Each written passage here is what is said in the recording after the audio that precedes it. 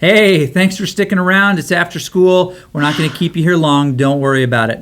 But we wanted to talk a little bit about hashtags and how teachers might use them specifically in the classroom. Hashtag. Unfortunately, my hashtag thought processor required a subscription. I didn't know that it was only 10 minutes free. So darn it. Yeah, and I'm So you're out of hashtags. We're past the free version. Okay, well, let's just talk a little bit though about how you might want to use hashtags. Okay. And one cool way to use them is you can use them with a team. You can create team hashtags.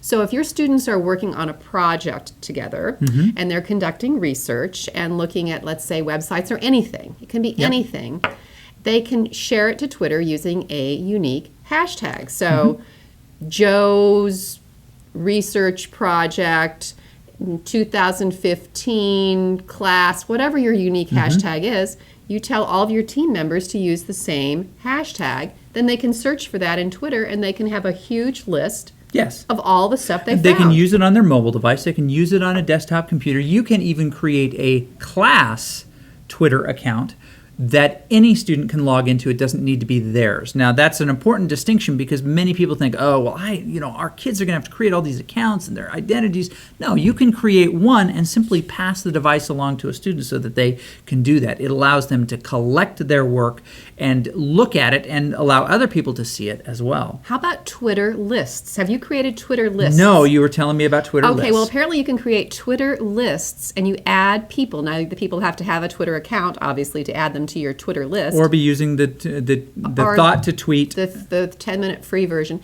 Anyhow, they can create Twitter lists. And what this does is it enables you, instead of looking at that long feed of information from all of the people that you follow on Twitter, you'll just see the people in your Twitter list. So you can see, so let's say you did want to just add a few people that you're working with on a team project. You can add that Twitter list. You can create a Twitter list and add those people. And just follow those people. Right. Yeah, and that's really cool. I like that idea. It took them a long time to actually come up with that feature. I think probably after I told them how to do it, maybe that's what happened. Oh. Well. And I didn't even ask for a royalty or anything. Wow. Yeah, I know. They owe you pretty some amazing. money. And since they watch, you should help her out. Except that the little bird's doing flying over there, that little Twitter bird.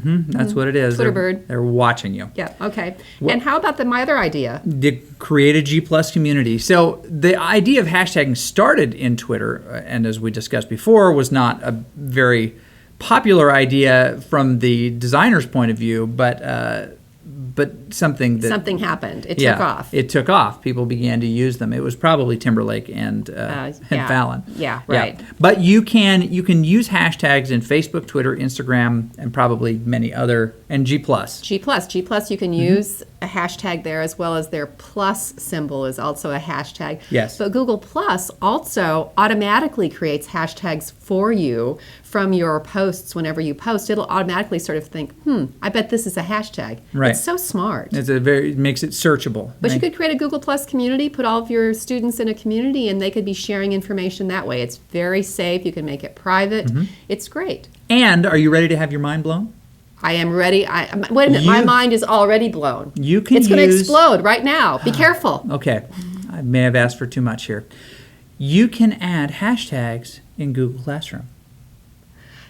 I did not know that, but I still haven't used Google Classroom that much because our university doesn't, you can't sign up for it through our university Google, but you can if you use a regular Google account. You can play around with Google Classroom. Yep. So you can use hashtags within Google Classroom. Correct.